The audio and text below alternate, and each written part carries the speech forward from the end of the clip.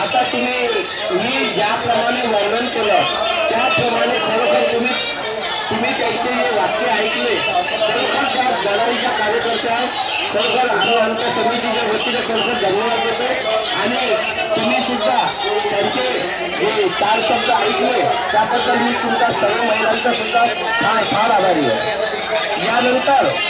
यानंतर अशाच कार्यकर्ते आहेत. यानंतर अजून लक्षात ठेवा, यानंतर अजून अशाच कार्यकर्ते आहेत का ज्या भंडारा जिल्ह्यामध्ये आहेत. भंडारा जिल्ह्यामधून अनेक महिला साक्षी